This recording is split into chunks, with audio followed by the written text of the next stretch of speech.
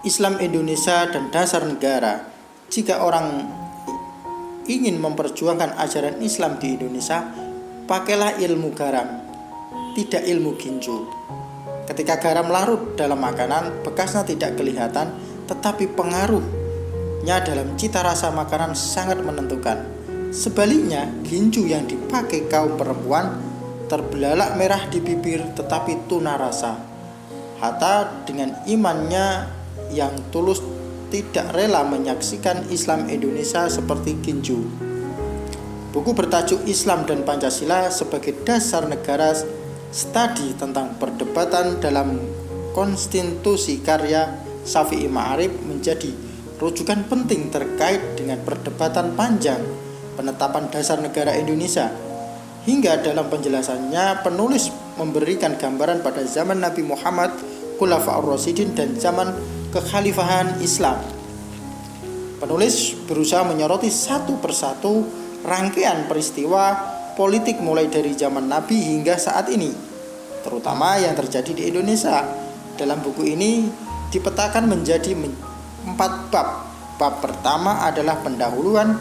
Bab ini menguraikan poin-poin di bab 2, 3, dan 4. Selain itu, alasan melakukan studi tentang Islam dan Pancasila sebagai dasar negara. Pada bab selanjutnya, yaitu pembahasan tentang Islam dan cita-cita politik, penulis dengan tegas mengatakan bahwa Al-Quran tidak memberikan pola pasti dalam mengelola negara yang harus diikuti oleh umat Islam. Umat Islam bebas menentukan model yang mana. Asas musyawarah harus diterapkan di dalamnya. Karena asas syura inilah yang menjadi inti dari Al-Quran dalam hal mengatur suatu negara. Praktik syura musyawarah pertama adalah pertemuan di Balai Banu Saidah untuk menentukan pengganti khalifah Nabi Muhammad. Pertemuan ini melibatkan semua pihak, perwakilan dari Muhajirin, Ansor. Setelah perdebatan yang panjang, maka terpilihlah sahabat Abu Bakar sebagai khalifah. Sedangkan pada bab terakhir membahas tentang Islam Indonesia pada abad ke-20. Penulis mencoba menguraikan peran dan kontribusi organisasi Islam yang bercorak sosio keagamaan seperti Muhammadiyah, Persis Al-Irsyad, organisasi Islam tradisional seperti NU, dan organisasi Islam politik seperti Sarekat Islam pada zaman penjajahan Belanda dan Jepang. Perlawanan umat Islam kepada penjajah dijelaskan secara rinci dan detail.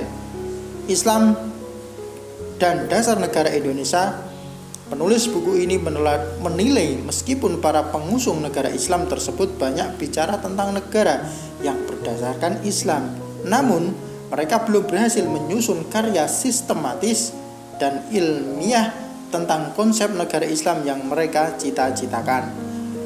Mereka yang ingin menjadi agama Islam sebagai dasar negara Indonesia memandang bahwa mayoritas penduduk Indonesia adalah umat Islam, dan Islam jauh lebih unggul dijadikan sebagai dasar negara daripada Pancasila ataupun ideologi lainnya. Maka dari itu, mereka menganggap Islam perlu diterapkan sebagai dasar di negara ini. Pada bab ini pula, penulis buku mengupas tuntas tentang konsep negara Islam yang digagas oleh M. Nasir, Zainal Abidin Ahmad, dan Muhammad Asad. Buku ini tentu syarat akan ilmu pengetahuan dan wawasan. Maka dari itu sangat bagus sekali bagi siapa saja yang ingin mengetahui perihal Islam Indonesia dan